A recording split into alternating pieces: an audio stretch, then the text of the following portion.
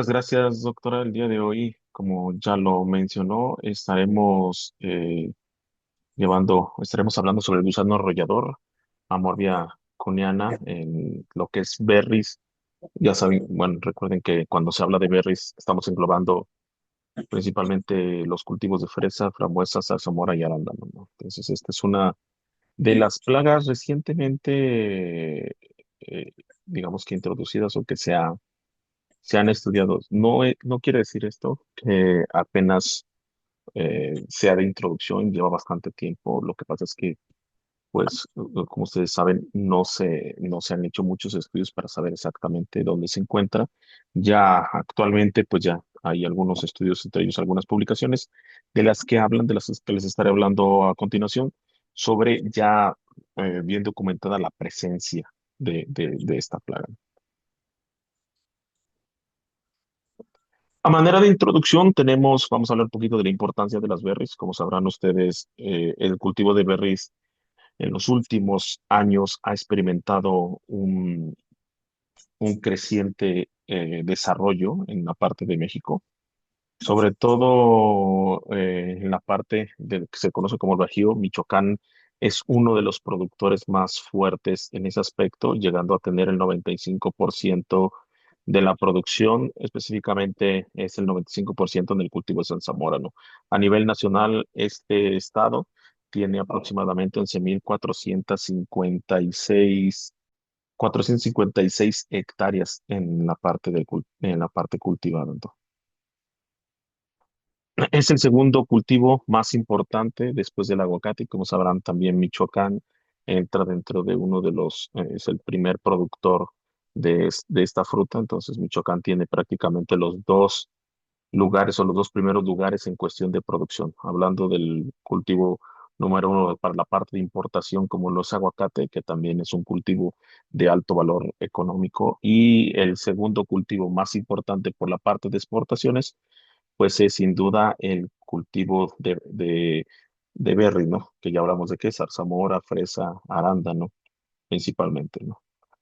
Además, ¿cuál es la importancia que ha tenido este cultivo? Pues no solamente la importancia como tal a los agricultores o a los inversionistas por la parte de generar buenos dividendos, sino también, bueno, no solamente trae beneficios a nivel de la parte de producción, del parte del productor, ¿no?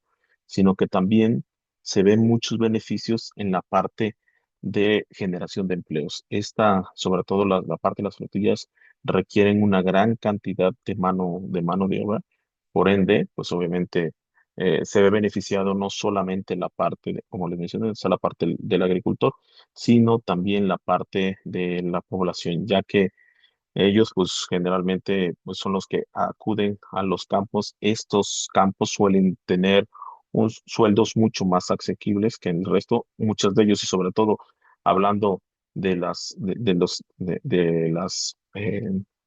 hablando específicamente de la parte de producción hacia la exportación, pues sí tienen mucho más prestaciones, ¿no? Hablando de parte del Driscoll, pues sí hay un cierto control hacia los trabajadores, por lo cual los trabajadores de campo pues pueden obtener a mejores beneficios que en otro tipo de cultivos.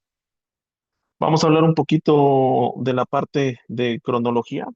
Amorbia cunea fue registrada por primera vez en el 2008 en un cultivo de aguacate en Nayarit. Recordemos que esta plaga, su mayor importancia donde fue detectada en primera vez fue en el cultivo de aguacate. Entonces, en el 2008 fue el primer reporte que se dio, ya ven, hace ya bastante tiempo. La primera aparición en berries ocurrió, o se tiene reporte en el 2010 en, en el cultivo de zarzamora en Michoacán. Vean, prácticamente a los 2 años, estamos hablando que fue el reporte primeramente en aguacate en 2008. En 2010 fue la primera aparición en berries en el cultivo de zarzamora en Michoacán. Específicamente, bueno, para no hablar un poquito más de específico, pero ahí sí tiene el registro exactamente en qué tipo de cultivar apareció. Apareció en el cultivar Tupi, en el rancho Guatarillo, si no mal recuerdo, ahí es donde se tiene el reporte que estuvo esta plaga por primera vez, ¿no? Al día de hoy ya es una plaga establecida que requiere un buen manejo integrado. Recordemos que este tipo de plaga a veces no suele prestarle la atención porque echa uno de menos el tipo de daño, ¿no? O a veces en los recorridos que hace uno en la parte de monitoreo, pues no presta atención. ¿Por qué? Porque muchas de las veces cuando empiezan sus primeros daños, pues va a atacar hojas, va a atacar brotes nuevos, entonces pues no solemos ser tan cuidadosos en esa parte. Pero cuando llegan a ser altas infestaciones, el problema se vuelve principalmente en la parte de las frutas. Aquí un poquito de la parte de taxonomía para que recordemos. Permíteme. Entonces, aquí sobre todo hay que prestar atención a esta parte, sobre todo a la parte que se le conoce que pertenece a la familia de los tortrícidos, ¿no? Esa familia está dividida perdón, esta familia de los tortrícidos es generalmente la que va a tener diferentes especies que van a estar causando daños muy similares. Y la especie, pues es, como ya lo hemos mencionado, es Armovia cuniana. También se le suele conocer con otros nombres, que bueno, pero ahorita justamente el reconocido, el quepo, dice que es el nombre con el cual se reconoce es como Amorbia cuniana. Vamos a hablar un poquito de la parte de la familia. Bueno, como ya lo he mencionado, ahí específicamente les dije que tuviéramos, que lo primero que nos fijáramos era en la familia de los tortrícidos. Esos tortrícidos son microlepidópteros. ¿Qué quiere decir? Que son que son obviamente muy pequeños, no son como tal como las palomillas que solemos ver atacando plagas que suelen ser muy grandes. Estos son microlepidópteros, son lepidópteros mucho más pequeños, pero específicamente este Armovia es uno o es el más grande reportado que está atacando al cultivo de berry, ¿no? Entonces, hay diferentes especies, pero específicamente Amorvia es uno de los más grandes, entonces, con lo cual, pues es mucho más fácil su parte de identificación, ¿no? Se divide en tres sus familias, la parte de los tortícidos, Tortricinae, Oletricinae y Childonatide, que estas familias también nos van a estar atacando. Dentro de este conjunto que tenemos aquí, hay aproximadamente 11.500 especies. Vean qué cantidad de especies tenemos. De estas especies son 1.787 géneros. De estos, aproximadamente se han reportado que 700 especies son las que que están reportadas como plagas. Pero realmente hablando a nivel mundial, que 700 especies de tortrícidos están causando como tal daños al cultivo, pues es una cantidad muy grande, ¿no? Y específicamente son 700 especies. De estas 700 especies, 97 especies se han asociado a los cultivos de berry, sobre todo para la parte de fresa a nivel mundial. Pues vean qué cantidad, o sea, realmente la ventaja, bueno, que se van reduciendo, ¿no? Empezamos hablando que son 11.500 especies, de esas son 11.500 especies, 700 están reportadas como plaga, es decir, 700 de estas 11.500 solamente van a estar atacando a diversos cultivos, pero de estas 700 solamente 97 especies se han reportado que están atacando principalmente a fresa. Pero realmente hablar de 700 especies a nivel mundial que atacan al cultivo de fresa, pues es muchísimo, ¿no? Son bastantes las especies que van a estar atacando. ¿Qué importancia se tiene? Bueno, obviamente sí requerimos conocer a detalle de qué tipo de plaga nos está atacando, pero muchas de las veces al pertenecer o a ser lepidópteros o microlepidópteros suelen tener un control muy similar. No quiere decir, hay algunos pues que obviamente por el tipo de desarrollo, que suelen ser un desarrollo mucho más corto, tienden a crear mayor resistencia, hay que tener mayor cuidado, pero bueno, específicamente si tratamos a una de esas, pues podemos estar controlando al resto de las poblaciones que nos pudieran estar atacando, sobre todo hablando de lepidópteros, ¿no? La parte de la distribución, pues bueno, esta plaga se habla que es nativa del Pacífico de Canadá. Vean, prácticamente, a ver si puedo poner aquí prácticamente, vean, la tenemos desde Canadá y la tenemos distribuida de Canadá y toda esta franja es donde la tenemos presente.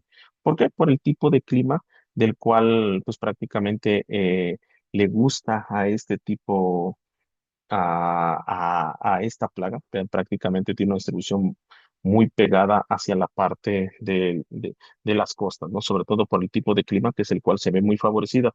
En México, pues bueno, hay principalmente, por si no ubicamos, principalmente va a estar distribuida en esta zona, ¿no? Entonces, en México, los primeros reportes que llegamos a tener, pues fue en Baja California, que también en ciertos lugares suele cultivarse sobre todo fresa. Entonces, pues bueno, ahí es donde pudiera estarse distribuyendo, donde primeramente se distribuyó, ya posteriormente pues, se reportó en la parte del centro, atacando, como recordarán, pues prácticamente el cultivo de aguacate. Y se preguntarán, bueno, ¿cómo puede moverse si estaba en Baja California hacia la parte del centro del país? Pues, recuerden que muchas de las veces las plagas nosotros mismos somos, digamos así, somos los culpables de estarla movilizando, porque pues al mover frutillas, al traer planta, o muchas de las veces la planta se está produciendo en Baja California, se está trayendo hacia el centro y no se tiene los cuidados suficientes pues, para saber que la planta que nos estén vendiendo viene libre. Recordemos que para el caso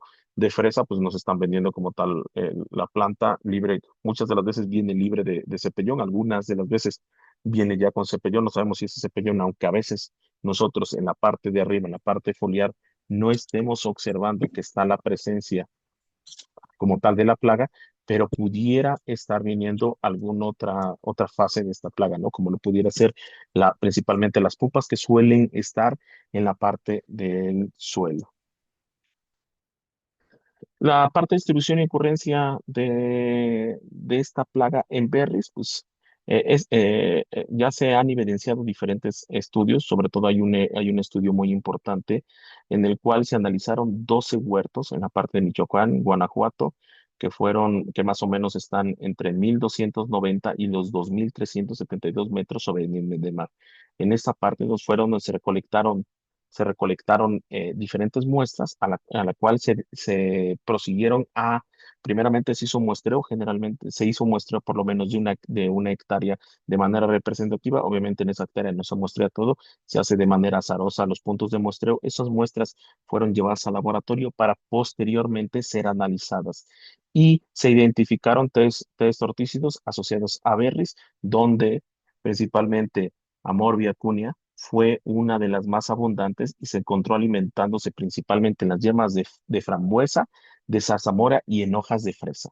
Aquí a continuación les voy a mostrar una pequeña tablita justamente que se derivó de esa investigación. Para que el número de muestras, bueno, se recolectaron en total, un poquito más explicado, se recolectaron en total 252 partes de las plantas con larvas. Específicamente, pues ahí sí fueron muestreos dirigidos en la cual se buscaba justamente determinar cuál de las plagas era la más dominante que estaba. Entonces, de estas 255 muestras tomadas en las cuales fueron dirigidas y se recolectaron justamente aquellas que tuvieran la presencia de larvas, 85% fueron de moras, 10% fueron de frambuesa y un 5% de fresas, de las cuales las especies identificadas pues fueron tres especies, como ya lo había mencionado específicamente, de tortrícidos. ¿Cuál fue? Amarvia cunea fue la que se distribuyó casi en un 85, representó un 60% de los ejemplares. Vean, es mucho, esta plaga se encontró en mayor cantidad, causando los daños que ya les había mencionado, ¿no?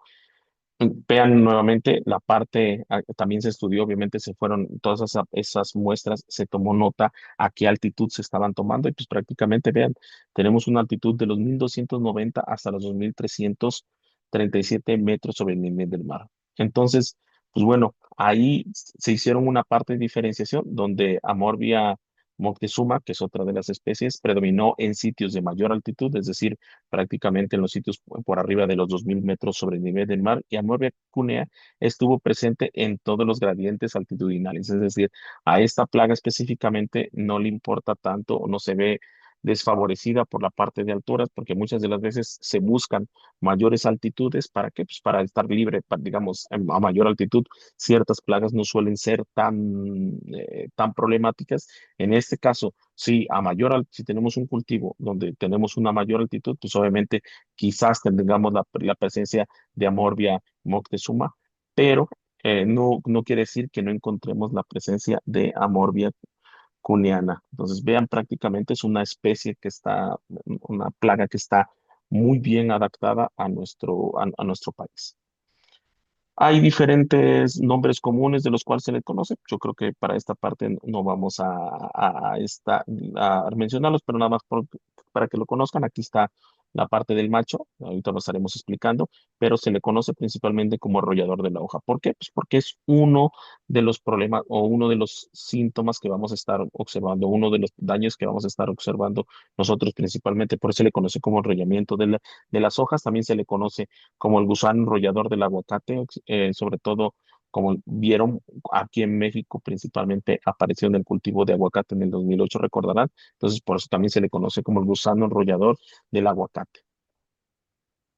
¿Cuál es la morfología? Un poquito para que conozcan la morfología e identificación de esta plaga. Pues bueno, esta tiene metamorfosis completa. Recuerden que cuando hablamos de metamorfosis completa, quiere decir que va a pasar por huevo, larva, pupa y adulto. Entonces, esto quiere decir que va a pasar por todos los estadios. Dentro de esos estadios, tiene 5 estadios larvales claramente diferenciados.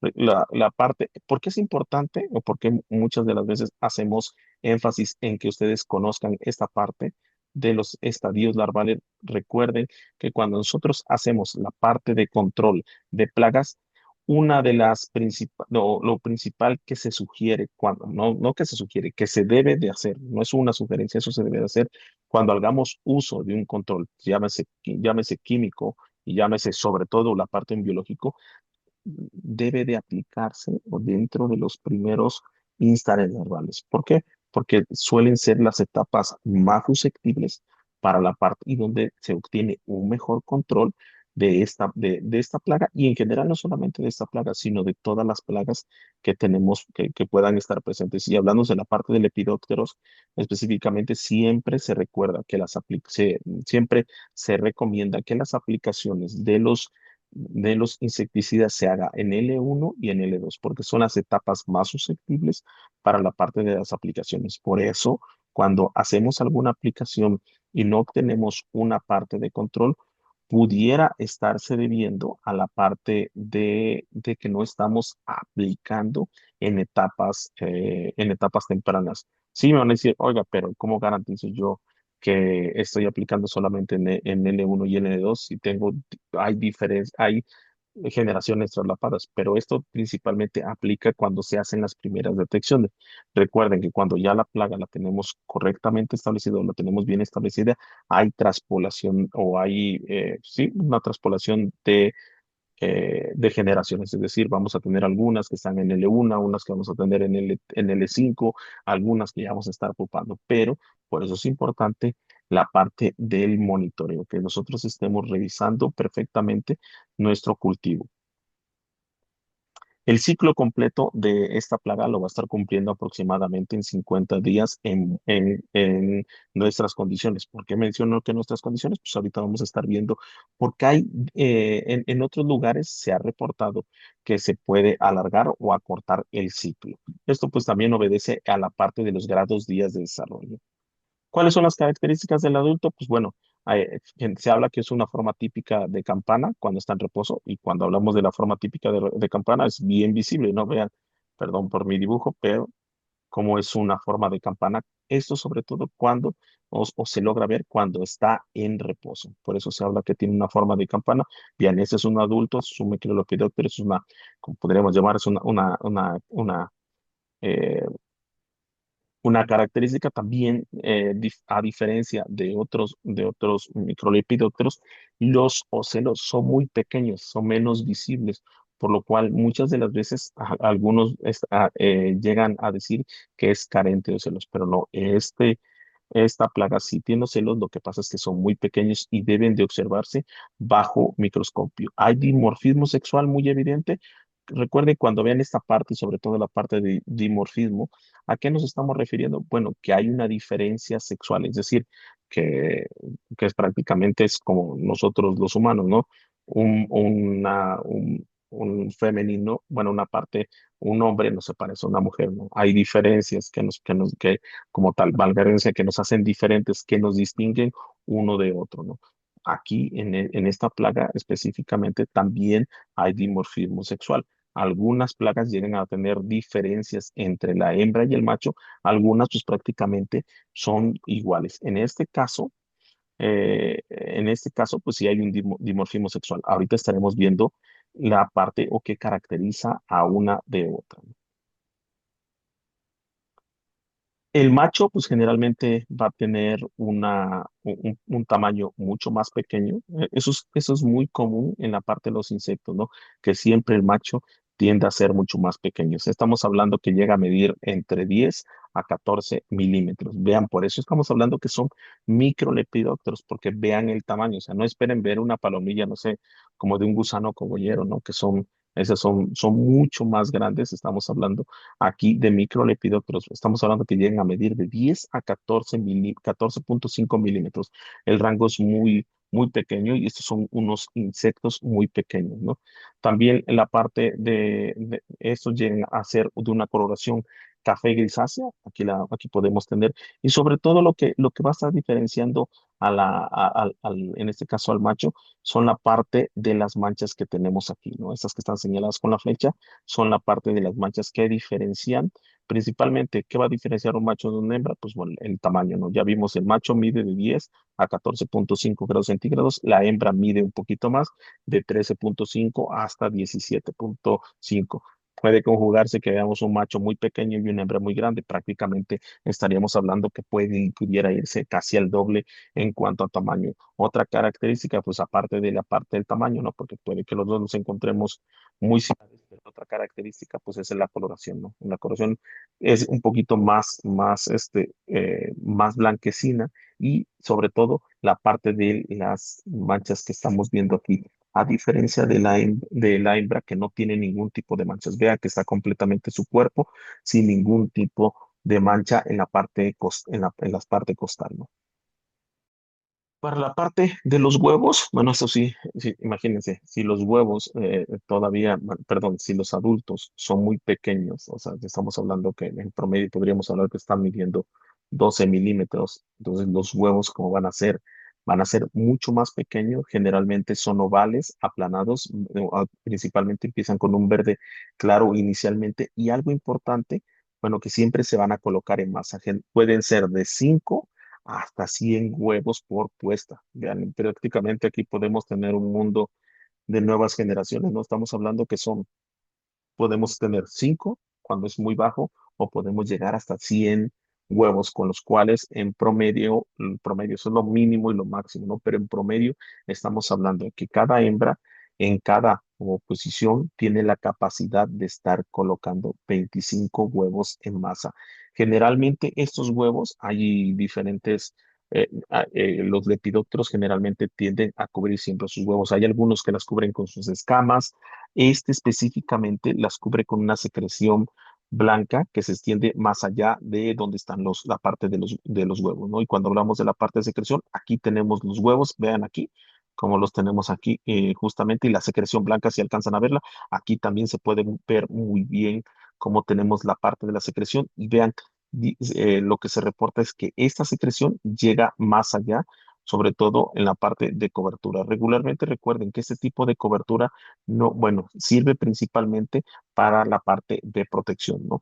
¿Dónde van a estar ubicados? Generalmente se ubican en el haz foliar cerca de la nervadura central. Entonces, en la nervadura central, ¿por qué? Pues porque ahí es donde va a tener un poquito de cobertura. Si nos vamos para la parte de fresas, recuerdan la parte del cultivo de fresa, pues es donde pudiera llegar a tener mucho mayor cobertura. Entonces, siempre como tal, las plagas buscan esa parte de cobertura. Las larvas, hay dos tipos de larvas y por eso se le conocen, ¿no? Hay un tipo de larva que se le conocen larvas tempranas, se le conoce de esta manera como larvas tempranas porque son los primeros que van a estar saliendo. Recuerden que hay una parte de sincronía siempre entre la oviposición y la parte de nacencia con la parte del cultivo. Hay algunas larvas que solamente para poderlas diferenciar cuesta un poquito más, como tal, cuesta un poco más diferenciarlas con el resto, pero generalmente estas van a diferenciarse que porque en el estadio uno y 2 van a ser de un color verde amarillento, pero a diferencia de la característica que ahorita estaremos viendo, no tiene las bandas laterales distintivas. ¿Cuáles son las bandas laterales distintivas? Pues estas bandas laterales que estamos viendo aquí. En ese caso, las larvas tempranas no las van a obtener como si las van a tener las larvas como tal, que estaremos viendo, las que son de las normales, por así decirlo, ¿no? Aquí vamos a ver las larvas maduras, cuál es la parte de identificación. Si nos vamos para la parte de estadio 3 al 5, es un color verde oscuro que pueden llegar a medir hasta los 25 milímetros. Vean, en este caso mide más la parte de larva que en la parte de adultos. Las larvas tienden a ser mucho más grandes que la parte de los microlepidópteros, que la parte de palomillas, si estamos hablando de esa parte, ¿no? La característica diagnóstica es la banda lateral oscura en la cabeza y en el escudo protorácico. Ya les he mencionado cuáles son las bandas. Aquí tenemos en la parte de la parte del escudo protorácico. Aquí estamos hablando del escudo protorácico y aquí está la cabeza. Y estas son las bandas típicas con las cuales vamos a poder identificar a esta larva. A esta larva. Es una de las que se puede identificar muy fácilmente por estas características. Recuerden que no siempre nos vayamos con la parte de coloración, porque a veces tienden a estar o a cambiar en cuanto a esa parte, ¿no? Pero algo característico de lo cual sí podemos estar diferenciándolo con el resto con el resto de otras larvas de lepidópteros es por este tipo de bandas laterales que vamos a tener. La parte de la pupa, recuerden que le dijimos que esta tiene metamorfosis completa. Al tener metamorfosis completa, sí va a tener una pupa. Esta pupa tiene o mide generalmente de 12.5 a 19 milímetros. Vean el tamaño, obviamente, si se dan cuenta, vimos el adulto, si nos vamos para el macho, mide lo menor 10 milímetros. Si nos vamos para la parte de la hembra, mide 13.5 milímetros, mide 13.5 milímetros. El adulto, como tal, vimos que puede llegar a medir hasta 25 milímetros y las pupas tienen un tamaño intermedio, es decir, prácticamente tienen una longitud de 12.5 a 19 milímetros de longitud. ¿Cuál va a ser la coloración? Bueno, aquí sí es donde se dificulta muchas de las veces poder identificar, perdón, tiene una coloración progresiva que va primeramente, empieza cuando son recién o cuando recién están haciendo la parte están pupando, tiene un color verde pálido, va cambiando a café claro y cuando ya está a punto de salir lo que es el adulto, cambian a un color café oscuro. Siempre están dentro de las hojas enrolladas. Entonces aquí vamos a buscar también en ese caso los adultos, perdón, las larvas van a estar también haciendo esa parte, enrollándose en la hoja y también la parte de las pupas. Entonces, cuando en la parte del monitoreo es importante que siempre revisemos bien a detalle. ¿Cuánto va a durar? Pues aproximadamente 17 días desde que empieza la parte de pupación hasta que termina. Aquí entran otros factores. Recuerden que la parte de esos días lo estamos hablando en promedio. En promedio, cada una de las plagas tiene unos grados, días de desarrollo. Más adelante estaremos viendo por ahí un curso donde estaremos abundando más en estos temas de grados, días de desarrollo, con lo cual nosotros podríamos tener una predicción. Aquí hablamos de predicción desde que nosotros podríamos saber desde que nosotros encontramos un huevo y podríamos saber nosotros cuándo vamos a tener la parte de las larvas, cuándo vamos a tener la parte de las pupas y cuándo vamos a tener como tal a los adultos. En resumen, y aquí lo puse como resumen clave para identificación, pues principalmente hablamos, y si así lo quieren llevar, los adultos tienen 5 celos o celos muy pequeños. Y la fosa abdominal, recuerden la parte que estuvimos hablando, cómo se alcanza a ver. Las larvas, pues cómo las vamos a identificar, pues por la banda lateral oscura, ¿no? Que aquí estamos viendo bien la larva, cómo va a estar, cómo se va a ver, ¿no? En campo. Los huevos, recuerden, los huevos generalmente tienen una masa donde van a estar en el envés, en las nervaduras centrales, ¿no? ¿Cuál va a ser el daño? Pues el daño general en diferentes cultivos, el daño es muy similar tanto en aguacate, que hay un mayor reporte, como en la parte de verdes. ¿El daño cuál va a ser? Pues principalmente puede estarse alimentando, como vemos aquí, o produce un enrollamiento de las hojas, como estamos viendo aquí. ¿Recuerdan que les hablé de la parte de variación? Bueno, pues en la variación en cuanto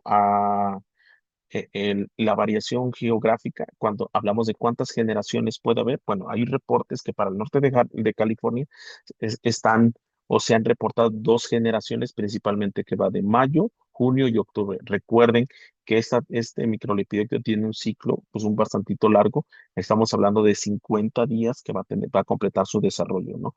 Principalmente en el sur de California es multivoltaico, los adultos van a estar todo el año y en México principalmente van a estar de agosto a octubre sincronizados con los brotes de berries. Es bien importante este dato, ¿no? Aquí en México se han adaptado para que haya una sincronía justamente con la parte de los brotes de berry. ¿Por qué? Porque es donde principalmente se van a estar alimentando. Aquí un poquito a resumen, ya hablamos de la parte de los huevos, aquí vamos a hablar del ciclo. Como tal, el huevo, de huevo a larva, pues puede ser de 5 a, perdón, de huevo a larva, son de 5 a 6 ístares. La pupa, de pupa adulto, va a completarse a una temperatura de 24 grados centígrados, generalmente en 47 días aproximadamente. Les digo, esto depende mucho de la temperatura. A 24 grados centígrados se va a tardar 47 días. Si recuerdan anteriormente, habíamos dicho que en promedio dura 40, que dura 50 días, ya habíamos dado este dato, pero específicamente a esta temperatura, que son 24 grados centígrados, puede completar su ciclo completo, valga la redundancia, en 47 días. Prácticamente estamos hablando que en 1.5 meses tendríamos completamente una nueva generación, ¿no? La longevidad de las hembras pues, puede dilatar de 2 a 3 semanas como máximo, entonces no suelen ser muy longevas. Recuerden, son periodos muy pequeños. La capacidad reproductiva por cada hembra puede poner de 150 a 200 huevos. Recuerden que anteriormente les mencioné que por ovoposición o por postura, si lo podemos llamar así, ponen en promedio 30 huevos aproximadamente, 35 huevos. Entonces estamos hablando que aquí puede llegar a poner en todo su ciclo, que pueden ser de 2 a 3 semanas, como máximo 200, de 150 a 200 huevos. Entonces es bastante reproductivo. Entonces, vean, por la gran cantidad, eso es solamente uno. Entonces, prácticamente, si de estas 200 se lograra una tercera parte, que estamos hablando alrededor de 75 adultos, habría que ver cuántas son machos y cuántas hembras, pero vean qué cantidad de larvas pudiéramos llegar a tener si no hacemos un correcto control, ¿no? El periodo de incubación va dependiendo, pues principalmente depende mucho de la temperatura, pero puede ser más o menos de 14 días. Y este específicamente, y es importantísimo que aquí conozcan esta parte, que para la parte de control se ve muy atraído por feromonas sexuales específicas. Ya hay feromonas sexuales específicas. Cuando hablamos de la parte de feromonas, así lo vamos a llamar, son atrayentes. Y esto juega un papel muy importante para la parte de control.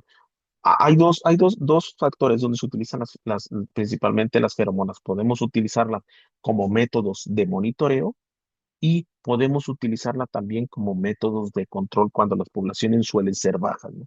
Entonces, las feromonas, que son un método de control, pueden utilizarse, como ya lo mencioné, pueden utilizarse como método de monitoreo, es decir, las vamos a poner no precisamente dentro de nuestro cultivo, las vamos a poner en la periferia para estar pendiente de cuando ya estamos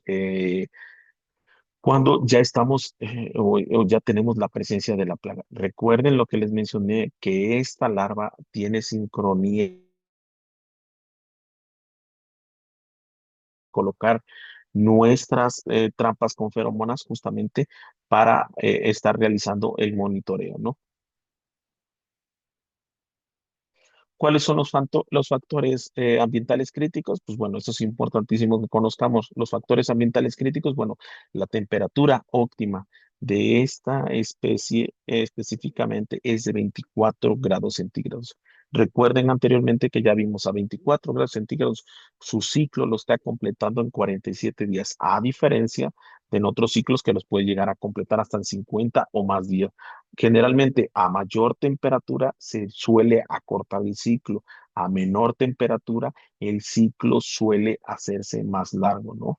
Bueno, ¿y esto en qué me va a beneficiar? Pues bueno, obviamente que si se suele alargar más el ciclo, pues nosotros tenemos un periodo de control mucho más amplio en la cual nuestra larva va a estar en L1 y L2, que es donde tenemos o donde la mayoría de los insecticidas tienen un excelente desarrollo.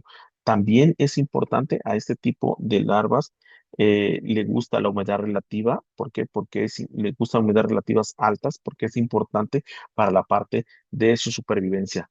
Vean, recuerden las partes de las altitudes que se adapta específicamente en México. Se ha encontrado desde los 1290 hasta los 2372. Recuerden que hay otra, eh, eh, en este caso hay una Morbia, otra que es Moctezuma, que se ve más favorecida por altitudes, ahora sí que mucho más arriba, ¿no? Pero eso no quiere decir que Amorbia cuniana no esté presente en esta altitud que estamos viendo aquí, ¿no? Preferentemente, ¿qué? Pues va a estar atacando o va a preferir atacar tejidos jóvenes. Entonces, ¿por qué es importante que sepamos dónde va a estar atacando preferentemente? Pues para la parte del muestreo, ¿no? Si sabemos que esta plaga prefiere los brotes tiernos, pues no vamos a andar realizando los muestreos si estamos hablando para el caso de zarzamora. Y bueno, depende de la variedad, ¿no? De la parte de zarzamora en la parte basal, ¿no? Porque ahí no vamos a tener como tal brotes tiernos, ¿no? Ahí sí tendríamos que irnos para la parte o la parte más distal, que es generalmente donde se encuentran donde se encuentran los brotes tiernos. Vamos a hablar un poquito de la parte de hospederos. Bueno, así simple. Se reconoce principalmente como la plaga de aguacate. Ocasionalmente también se ha visto en cítricos. Entonces tenemos que va a atacar o los hospederos. ¿Cuáles van a ser los daños principales? Pues bueno, como ya hemos visto, pues los daños foliares van a ser progresivos. En alta concentración de esta plaga, pues los daños pueden verse de esta manera, como vemos aquí. Aquí es un cultivo, este es un cultivo de aguacate. Ahorita vamos a ver algo más específico. También en estadios tempranos y sobre todo en brotes tiernos, pues es mucho más fácil que pudiéramos llegar a ver esta parte, ¿no? Y depende mucho el nivel de estadio. Recuerden que una larva en L1 y en L2 va a tener una alimentación mucho menor que cuando ya la tenemos en L3, L4 y sobre todo en L5, ¿no? En L5 recuerden que va a ser mucho más voraz porque está intentando, lo que va a hacer es tener la mayor cantidad de energía para entrar en la parte de pupación. Generalmente también suele haber un enrollamiento de hojas con hilos de sedas abundantes, como lo podemos ver aquí. Y para qué va a enrollar o para qué va a ser este tipo de enrollamiento cuando está cerca a la parte de pupación. Recuerden que les mencioné que las pupas están generalmente enrolladas o pues, prácticamente como si viéramos hace su casita o como un taquito para que esté más segura. ¿Cuáles son los diagnósticos de campo en berries? Pues bueno, principalmente va a tener hojas enrolladas. Recuerden que cuando tenemos hojas enrolladas, pues va a depender mucho de la presencia. Van a estar unidos con sedas. A veces las hojas las pega y eso se ha visto en el campo. A veces no solamente es la misma hoja que la va a estar uniendo con sedas, sino que muchas de las veces junta dos hojas o puede a veces llegar a juntar hasta frutos. Sus seda o como tal su seda que está produciendo es bastante resistente.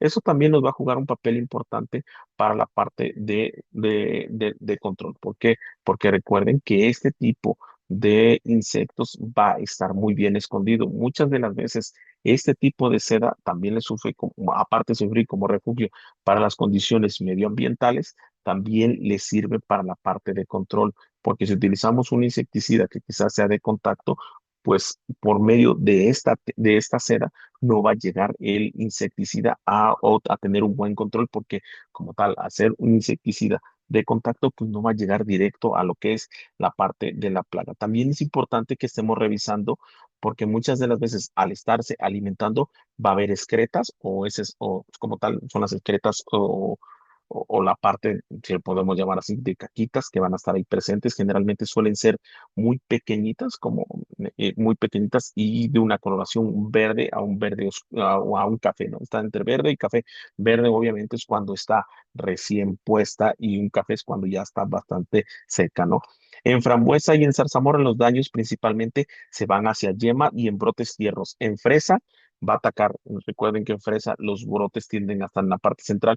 No suelen ser, y si ven ustedes la parte de frutillas en fresa, no suelen ser los brotes tan tiernos y simplemente aquí podemos verlo, diferenciar. Aquí tenemos fresa y vean, las hojas no suelen verse tan jóvenes como el caso aquí tenemos la frambuesa, ¿no? Que son brotes mucho más tiernos a diferencia de los que encontramos en el cultivo de fresa, ¿no? Vamos a ver un poquito los síntomas en la parte de fresa. Vean aquí nuevamente cómo se produce la parte del daño. Eso es lo que les he mencionado, la parte de enrollamiento. Vean nuevamente aquí en esta imagen, como ya está creando su enrollamiento justamente para comenzar la parte de pupa. Recuerden que en fresa estamos hablando que ataca principalmente a hojas y en la parte de frambuesa va a atacar lo que son las yemas, lo que es la parte más débil de nuestra planta para ser atacada. Aquí nuevamente vamos a ver en la parte de zarzamoras, vean, esa es una alimentación, como hablamos que son microlepidópteros, recuerden el tamaño que tiene nuestra larva. No, no esperen ver un daño tan grande como lo podemos llegar a ver, por ejemplo, causado por un gusano cogollero, ¿no? Es que son bastantes porque son larvas mucho más grandes. Aquí son muy pequeñas, por lo cual también el daño va a ser mucho menor. Vean aquí los daños muy, muy pequeños. Aquí tenemos la masa de huevecillos que ya habíamos mencionado y aquí está lo que es el adulto perdón, la larva, y vean lo que les mencionaba, la parte de las excretas que estamos viendo aquí. Si logran ver la parte de las excretas, muy bien, vamos a la siguiente imagen. Nuevamente, vean aquí cómo tiene estas hojas están enrolladas, ya las juntó, las unió, y vean prácticamente cómo tenemos aquí, en esta parte, cómo estamos teniendo ya la parte de alimentación. Aquí estamos hablando que ya tiene la presencia aquí, quizás por este tipo de daño que tenemos aquí, ya tenemos por ahí un una L3, L4 o L5, ¿no? Vean nuevamente, recuerden el tamaño, también en la coloración va a diferenciar los instares en los cuales vamos a encontrar. Vean aquí, respecto a la otra larva que veíamos, esta ya se ve un poquito mucho más madura, estamos hablando quizás de una L3, en lo cual, pues bueno, recuerden para qué nos va a servir, pues bueno, para diferenciar cuándo es el periodo óptimo para hacer la parte de aplicación. Esto no quiere decir que si, bueno, ya estamos en L2, ya estamos en L3, en L4, pues ya no voy a aplicar y que siga haciendo daño. No, simplemente que estemos enterados de que nuestro, o va a requerir una no mayor cantidad generalmente recuerden que cuando ven una etiqueta tiene dosis baja y dosis alta. Ahí lo que podría ser en L1 y L2 podría funcionarnos bien una dosis baja y cuando ya tenemos una L3, L4 y una L5 sobre todo, ahí sí tendríamos que utilizar una dosis alta, no una dosis media, sino una dosis mucho más alta. Y vean nuevamente aquí en el cultivo de zarzamora cómo tenemos esa parte que les mencioné, cómo está enrollando, está juntando con ayuda de su seda, está juntando a la parte de las hojas, ¿no? Justamente para crear su refugio.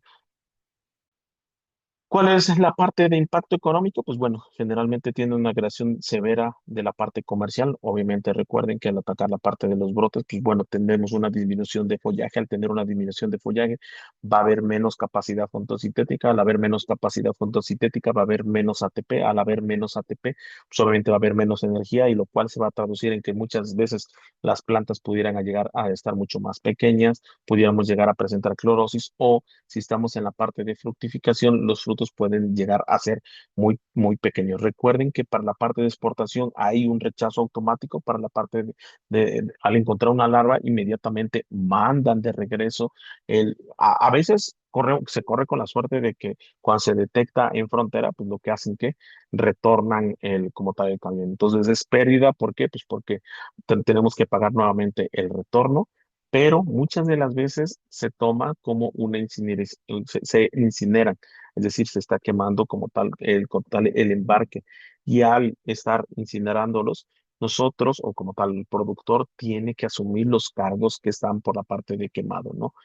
Hay tolerancia cero en frutos premium, principalmente en mercados internacionales. Mercados internacionales, recuerden que la mayoría de nuestras frutillas se van para mercados de Estados Unidos, Canadá y países europeos. También hay un costo adicional significativo en la parte de control y de monitoreo, ¿no? Vamos a saltarnos un poquito. La parte del monitoreo, pues ya hemos hablado ahí cuáles son los métodos de monitoreo disponibles. ¿Cuáles son los métodos de monitoreo disponibles? Pues las trampas de feromonas, ¿no? Aquí vamos a ver cuántas trampas por feromonas se recomiendan.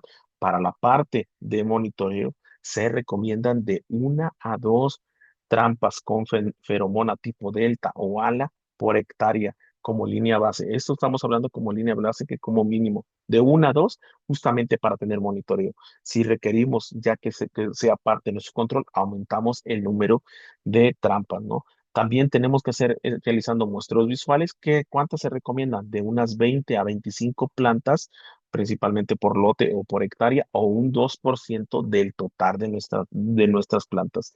Eso es bien importante, ¿no? Saber cuántas vamos a estar muestreando. Entonces, generalmente vamos a muestrear, nos vamos a ir con ese datito, 2% de las plantas o general, si, bueno, si tenemos una gran cantidad, tenemos que mostrar por lo menos 20 a 25 muestreos. Recuerden que los muestreos tienen que hacerse no siempre en el mismo punto. Nosotros sabemos generalmente cuando recorremos de dónde está llegando la plaga, generalmente tenemos ciertos puntos donde sabemos que está entrando la plaga, pues generalmente ahí es donde vamos a estar dirigiendo la parte de los muestreos. ¿Qué vamos a estar muestreando? Pues ya lo mencionando, depende del tipo de cultivo, ¿no? De berries que tengamos. Generalmente nos vamos a ir a brotes tiernos, estamos hablando para zarza, para la parte de zarzamora, para la parte de frambuesa, para la parte de arándano. Si nos vamos para la parte de fresa, pues que vamos a mostrar principalmente hojas, ¿no? ¿Y qué vamos a buscar? Pues bueno, ya lo hemos visto que vamos a buscar. Principalmente vamos a buscar las hojas enrolladas, es algo muy típico y donde que podemos estar observando a campo, ¿no? El umbral, no hay muchos estudios todavía que nos estén hablando del umbral operativo, pero generalmente se recomienda, y esto es como una recomendación, todavía hace falta mucho por validarlo, que se intervenga cuando de un 3 a un 5% de brotes están con larvas. Recuerden que un 3 a un 5% de 25 o 20 plantas que nosotros realizamos un muestreo. No estamos diciendo que un 3% del total de nuestras plantas que tenemos, sino de las plantas muestreadas. Entonces, realmente es un porcentaje muy bajo, ¿no? Estamos hablando que alrededor podrían ser de una a dos plantas o de dos brotes con que nosotros detectemos que tengan la parte, que ya tengan daños o como tal dos larvas por planta en perfloración, ¿no? Entonces realmente tenemos que actuar de manera inmediata cuando detectamos los primeros síntomas o los primeras larvas como tal, ¿no? Si hay daño en fruto, ahí sí, si ya tenemos en la parte de fructificación, ahí sí tenemos que actuar de manera inmediata, ¿no? ¿Cuál es la parte de feromonas? Pues bueno, aquí les dejo el compuesto químico. Eso es importante que ustedes sepan qué tipo de feromonas. Recuerden que las feromonas son muchas de las veces son específicas. En este caso, aquí está el nombre de la feromona que es específica para la parte de esta plaga, ¿no?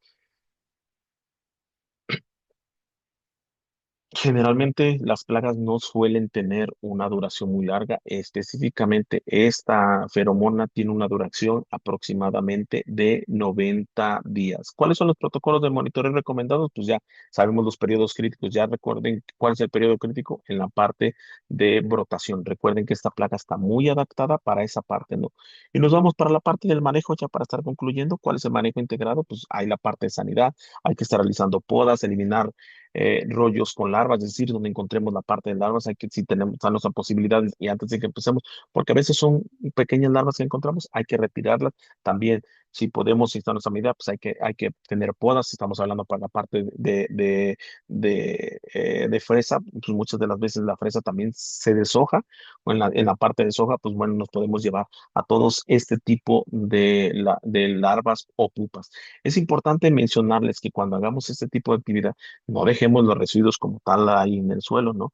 Hagamos una buena disposición. También es importante que el buen manejo de malezas y hospedajes alternos. Recuerden que muchas de las veces ya recordamos cuáles son los hospedajes alternos. Pues bueno, podemos tener aguacates en la periferia, y sobre todo porque sí, sobre todo en Michoacán, que están las fresas y al lado podemos tener huertas. No solamente nos dirijamos a la parte de nuestras zarzamoras, si el vecino tiene aguacate, pues estemos atentos porque si tiene aguacate, pues puede que ahí esté la plaga y esté esperando el momento óptimo para ingresar. ¿Cuál es el momento óptimo? Pues cuando comience la parte de brotación, ¿no?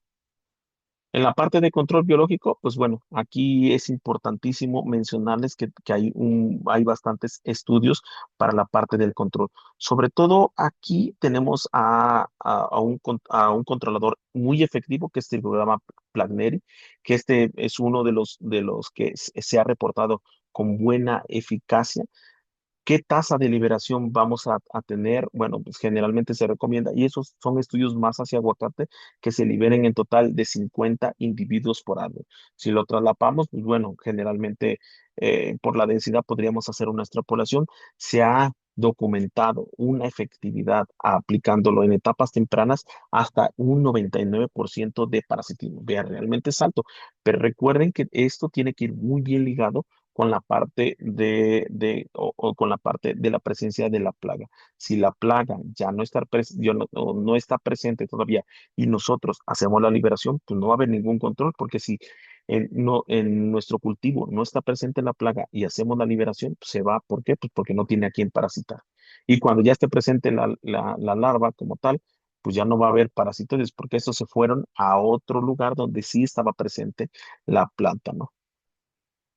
Hay otros enemigos, como pueden ser algunas moscas, algunas arañas. Recuerden que este tipo de individuos también, pues, nos van a ayudar. Porque es importante que veamos qué tipo de microorganismos también, perdón, de enemigos naturales nos va a estar ayudando, para que hagamos un uso racional de la parte de aplicación de insecticidas, ¿no? El control cultural preventivo, pues bueno, ya hablamos: eliminación de residuos, control riguroso de malezas, que esté lo más limpio que se pueda en nuestro cultivo, ¿no? También tenemos la parte de control con microbianos, sobre todo hablando de Bacillus thuringiensis. La variedad Krustaki tiene muy buen control. Recuerden que este tipo, sobre todo cuando hablamos de Bacillus y si hablamos del nucleopilovirus, estos dos agentes microbianos de control se ven muy favorecidos cuando las condiciones de humedad son bastante altas. Entonces, no suelen ser tan efectivos en la poca estiaje, sobre todo si nos están viendo aquí en la parte de México. Este tipo de agentes microbianos no suelen ser tan efectivos, digamos, cuando las temperaturas suelen ser mucho más altas, cuando no tenemos humedades relativas altas. ¿Por qué? Pues porque esas son bacterias, como bacterias requieren como tal la presencia de humedad, y al igual que este virus que tenemos aquí, ¿no? Ambos van a tener un buen control. Recuerden que van a tener un mejor control cuando lo aplicamos en etapas tempranas, L1 y L2, ¿no? Estrategias de manejo integral, pues ya lo vimos. Estrategias que, pues, por la parte de liberación preventiva de tricograma, ¿no? Es bien importantísimo esa parte, ¿no? Aquí, la parte de la aplicación de los químicos. Recuerden que cuando estamos hablando, nosotros tenemos que hacer un control integrado. Que la parte de los químicos sea su última estrategia que ustedes están llevando a cabo. Primero, ¿qué vamos a hacer? Pues principalmente es empezar con un buen monitoreo, ¿no? Recuerden que es importantísimo que nosotros tengamos un monitoreo, control de maleza, que tengamos un control de nuevos brotes.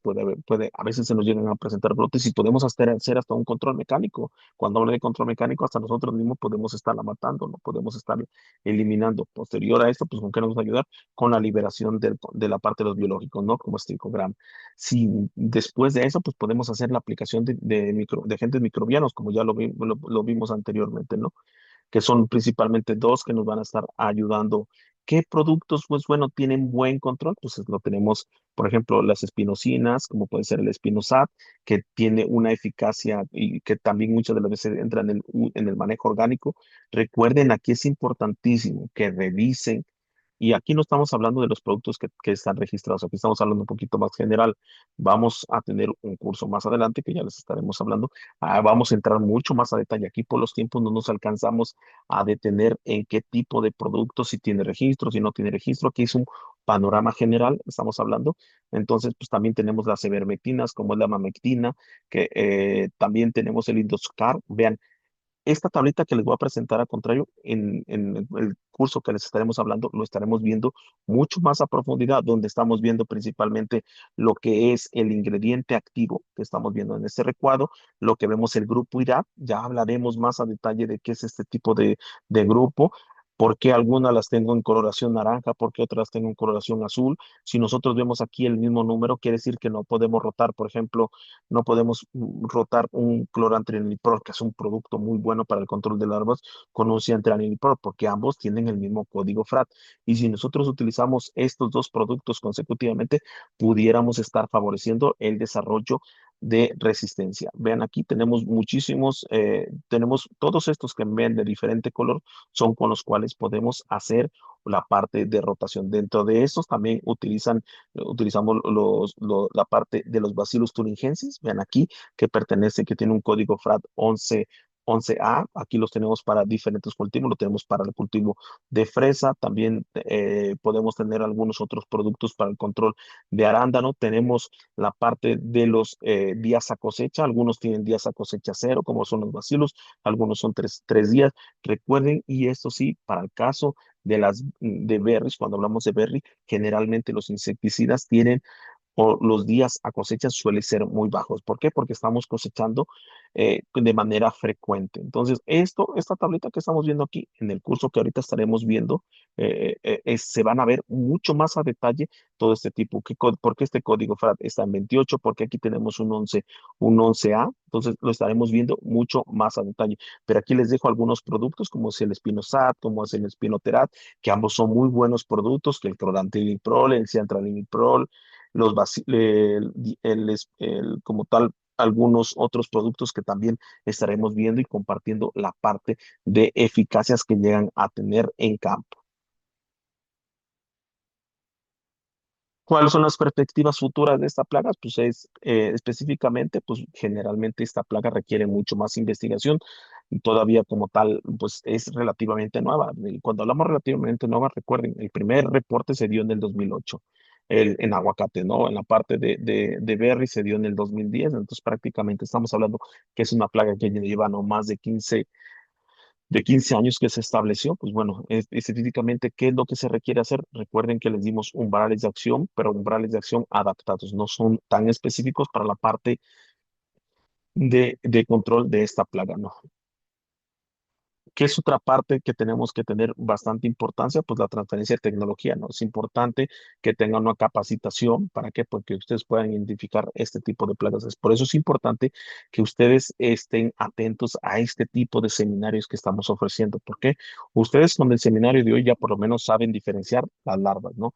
Ya recuerden cómo las podemos diferenciar, ya recuerden esa manchita café que vimos ahí. Ah, pues bueno, así se puede identificar. Hay dimorfismo sexual, pues bueno, ya cómo está. Los adultos, ¿qué forma tienen? Pues en forma de campana, ¿no? Sí, por eso es importante que ustedes estén atentos a este tipo de cursos o que se están ofreciendo constantemente, ¿no? Y pues ya a manera de conclusión, pues que es sobre todo cuando hablamos de Armovia cuneata, que es una amenaza real, presente y establecida. Ya tenemos 15 días trabajando con él. La parte del control biológico es súper importantísimo y esta es una parte estrategia de control muy, muy efectiva. ¿Qué tenemos que tomar en cuenta? El tipo de insecticida que vamos a estar utilizando o el tipo de plaguicida que vamos a estar utilizando. Y es importante que tengamos una estrategia de MIT, que es un manejo integrado. Nosotros aquí también no solamente lo conocemos como MIT, también lo llamamos como un manejo integrado sostenible, porque un manejo integrado normal, pues bueno, como tal, pues no como tal, la parte de sostenibilidad quiere decir que, bueno, sí, a veces nos recomiendan la parte de control biológico, pero muchas de las veces no suele ser redituable. Por eso se habla de aquí de un manejo integrado sostenible, es decir, que sea conveniente tanto para la parte del medio ambiente y como la parte del agricultor. Y pues de mi parte sería todo y les dejo con este banner que ya les estará mencionando la doctora de qué se trata. Les agradezco mucho la atención prestada. Ok. Muchas gracias, doctor. Estuvo muy interesante, muy completa su plática. Primero que nada, vamos a abrir unos minutos para preguntas. No sé si alguien tenga alguna pregunta o algún comentario que le quieran hacer al doctor Juan. Una pregunta, doctor, si todavía está disponible. Aquí Ricardo Tito nos pregunta, ¿cómo puedo sacar el umbral económico? Como tal, si recuerdas, ahí el umbral económico, dimos el dato adaptado que nosotros en la parte de investigación. El umbral económico se determina, requiere una serie de investigaciones, pero si recuerdas aquí hablamos diferentes, específicamente dijimos que cuando se encuentre de 1 a 2 larvas por brote o de un 2 a un 3% de afectación, comencemos la parte de aplicación. ¿Qué quiere decir con eso cuando hablamos de la parte de umbral económico? Umbral económico se refiere que cuando ya, y valga la redundancia, ya redituable hacer la parte de control. O sea, si encontramos una larva, en la parte de brotes, pues no es tan redituable porque tenemos una, pero cuando ya tenemos arriba de 2 larvas, ya se justifica económicamente hacer la aplicación. Pero recuerden que es para brote. Si es para fruto con un daño que encontremos, se recomienda comenzar con la parte de aplicación. Así es como se saca o como obtenemos la parte de umbral. Muchas gracias. Pregunta que si le podría brindar la fórmula del umbral o Yo, la fórmula V, pregunta. Esas las estaremos, obviamente, por el tiempo y por atención a todos. Por ahí nos extendimos un poquito más. Las estaremos viendo más a detalle, por eso la invitación como tal a nuestros patrocinadores que están aquí en Instituto Agropesos. Se les invita a que se inscriban en estos cursos donde les daremos una atención mucho más dirigida hacia ustedes, donde todas las preguntas las estaremos atendiendo ahorita ya por tiempo, ya nos quedamos cortitos ahí y perdón por la parte de preguntas. Entonces, toda esta información la estaremos vertiendo a mayor detalle en nuestro curso que están viendo ustedes aquí. Muchas gracias, doctor. Así es, como lo menciona el doctor, ya en el curso, ahí se tendrá, bueno, estará con nosotros el doctor Juan Vázquez. Él llevará la parte toda de insectos. Entonces, él nos va a estar apoyando con esta parte y cualquier duda que tengan ahí es ya una atención mucho más personalizada. Cualquier duda que tengan también se les puede dar seguimiento posteriormente.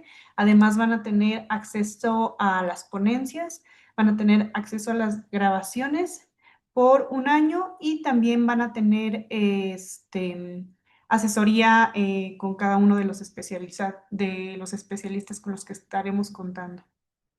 Si no hay ninguna otra duda, sería todo por nuestra parte. Les agradecemos mucho su presencia y quedamos a sus órdenes. Como les comento, aquí está el número para que se puedan comunicar y darles seguimiento.